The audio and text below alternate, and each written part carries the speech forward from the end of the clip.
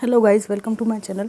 Friends, आपके person की current feeling आज हम देख रहे हैं कि उनकी करंट फीलिंग में क्या चल रहा है। जनरल कलेक्टिव टाइमलेस रीडिंग है, देखते हैं क्या आता है। Divine, ancestor, master, spirit guide, please messages को निकालने में मेरी हेल्प कीजिए। ये कार्ड नीचे गिर गया था, 3 ऑफ कप्स है।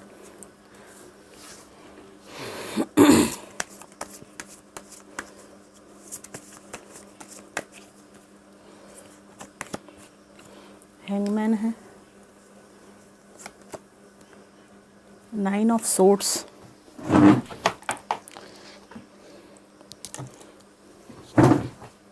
और द चैरियट,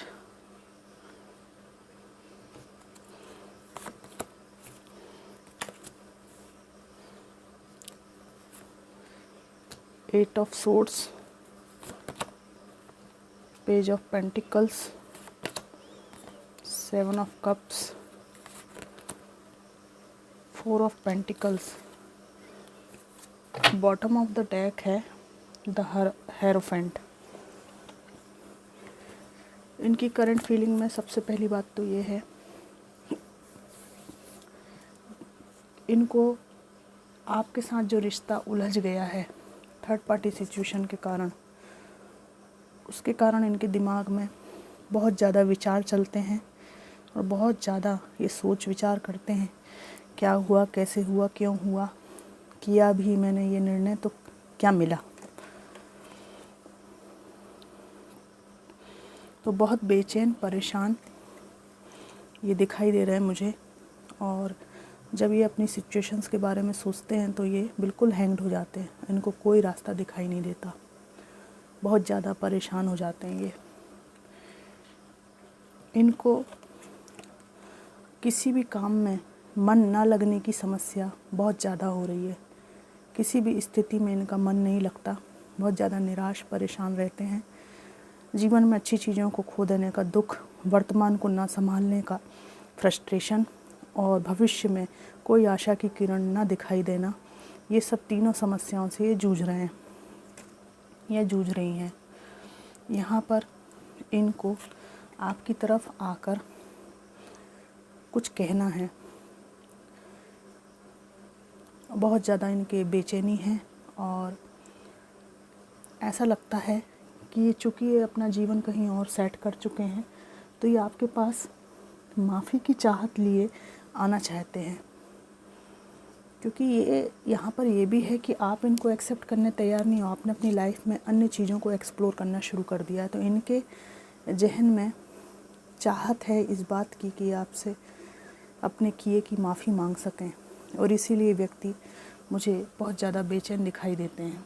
इनको लगता है कि अगर ये आपसे माफ़ी मांग लेंगे, अपने मन की बात कह देंगे, तो ये अपने वर्तमान जीवन को जैसे तैसे चला पाएंगे, वरना वो भी नहीं हो सकेगा। यहाँ पर 8 ऑफ सोर्ड्स का कार्ड है, केवल जिम्मेदारियाँ और बंधन, इसके अलावा कोई भविष्य इनको अपना दिखाई नहीं देता, परेशान है, कोई लक्ष्य इनको ज़्यादा समझ में नहीं आ रहा है क्या करना चाहिए। यहाँ पर इनको याद आता है अपना वो समय जब इन्होंने अपनी लाइफ को बिल्कुल भी सीरियस नहीं लिया, जैसा मन किया वैसी उधम मचाई, जो जी में आया वो किया। इनको ये भी लग रहा है कि आपको अपनी लाइफ में बहुत सारी चीज़ों को एक्सप्लोर करने का मौका मिला है और आप कर भी रहे हैं बखूबी। जब तक ये आपकी लाइफ में थे, आप अपने जीवन में अन्य चीज़ों की तरफ ध्यान भी नहीं दे पा रहे थे या दे पा रही थी। जब से आपकी ज़िंदगी से गए हैं, आपने लाइफ में बहुत कम समय में अच्छे से ग्रो किया है, और अगर आपको इतनी सफलताएं नहीं भी मिली हैं तो आपके दूर हट जाने से और स्वयं अपने पैरों पे चलकर अपने जीवन को जीने का जो साहस है आपका, उसको देखकर इनको लगता है कि आप ना बहुत ग्रो कर रहे हो और आपको अब कोई नहीं रोक सकता। आप अपना सब कुछ जितना ज़रूरी है जीवन के लिए वो सब कुछ एक्सप्लोर कर सकते हो, वो भी अकेले। इनकी आपको ज़रूरत नहीं है। ये मेल फीमेल कोई भी हो सकते हैं, ठीक है। इसके अलावा इनको आपके स्थायित्व के बारे में भी पता चला है। ठीक है, आप जीवन में स्थायित्व लिए हुए हैं, आगे की अपॉर्चुनिटीज़ की तरफ देख रहे हैं, और ये स्थायित्व आपके फाइनेंस में भी है।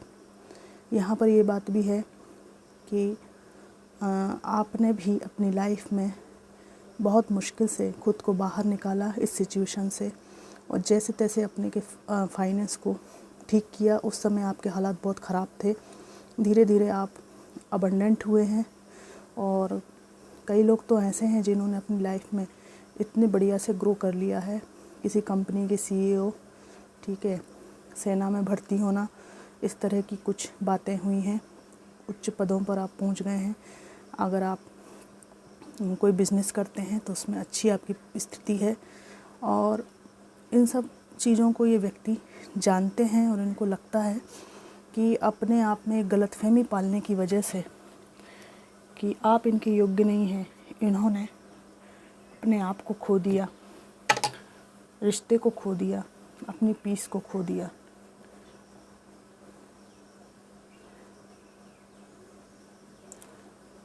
यहाँ पर इनको तो ऐसा भी लगता है कभी कभी, मैं आपको सच बताऊं, अगर आप पहले से समृद्ध परिवार से थे या फ़िलहाल अभी अभी आपने इनसे अलग होने के बाद ग्रो किया है, तो इनको ये भी लगता है कि मैंने सोने की खान को खो दिया है। ये व्यक्ति मुझे थोड़ा लोभी भी दिखाई देते हैं। महिला हैं तो निश्चित रूप से लोभ की बात भी यहाँ पर है। तो इनको ये जो है ना,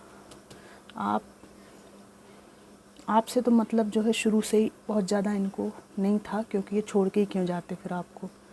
लेकिन उस टाइम पे आपके पास नोट भी नहीं थे, और थे भी तो उसमें कुछ अप डाउन्स चल रहा था आपकी स्थितियों में, फॉर सम ऑफ यू। और इनके जाने के बाद आपने उस स्थिति को फिर से प्राप्त कर लिया, फाइनेंशियल स्थिति आपकी अच्छी हो गई, तो इनको लगता है सोने की खान को खो दिया इन्होंने। यहाँ पर ऐसी बात भी है कि अगर आप ऑलरेडी अबंडेंट थे तो आपने इस व्यक्ति को धक्के मार कर अपनी ज़िंदगी से बाहर निकाला है। ठीक है, क्योंकि आपको ये पता चल गया था कि केवल इसको मेरे फाइनेंस से मतलब है, मेरे पास जो कुछ ये लूट सकता है या लूट सकती है वो सब फाइनेंस से जुड़ी हुई बातें हैं, फाइनेंस से जुड़े हुए बेनिफिट्स हैं। तो इनको लगता है कि फाइनेंस की जब भी इस व्यक्ति को समस्या आती है तो इसको लगता है कि सोने की खान तो वो थी या वो था जिसको मैं बराबर लूट सकता था, पर मेरी ढोल की पोल खुल गई। इस तरह की बात यहाँ पर है। और जो लोग जिनके थर्ड पार्टी है और जिन्होंने गलत निर्णय लिया है वो हैंग्ड हैं अपनी लाइफ में और माफ़ी चाहते हैं। ठीक है, यहाँ पर इनको इसमें से कुछ बात ऐसी भी है कि अगर इनसे आप कमिटमेंट में नहीं थे तो यहाँ पर आपके पर्सन लौट कर आपसे मैरिज प्रपोजल आपको देना चाहते हैं, आपसे मिलना चाहते हैं, पास्ट की गलतियों के बारे में बात करना चाहते हैं कि मुझसे गलती हो गई, लेकिन सेम टाइम ये आने से इसलिए रुक जाते हैं क्योंकि आप जो है इनमें इंटरेस्टेड नहीं हैं। आपने कह दिया है कि नहीं, आप कुछ भी प्रपोज़ल लाएं, चाहे मुझे पलकों पे बिठा लें, मुझे नहीं चाहिए। अब आपको कोई इंटरेस्ट नहीं है इनके प्रपोज़ल में। एक कार्ड और निकालती हूँ। इनको ना आने के लिए आपके पास रास्ता चाहिए, और यहाँ पे द सन का कार्ड है। इनको लगता है कि आप बहुत ही ज़्यादा अच्छी एनर्जी में हैं।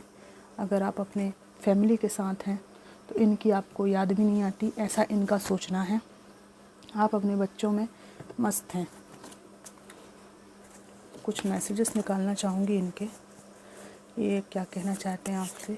Divine ancestor master spirit guide, please कुछ मैसेजेस दीजिए मेरे व्यूअर्स के लिए, उनके पार्टनर्स के।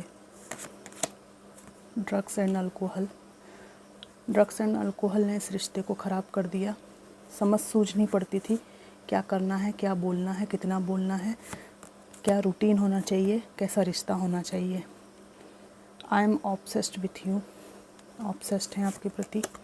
पेनफुल मेमोरीज़, जब भी इनको आपकी याद आती है आपके किए अच्छे बर्ताव की याद आती है और अपनी हरकतों की याद आती है तो इनको बहुत ज़्यादा दर्द होता है। विल दिस एवर चेंज, क्या ये सब कभी चेंज होगा? सेक्स विथ यू आया है। Please do what is best for your heart.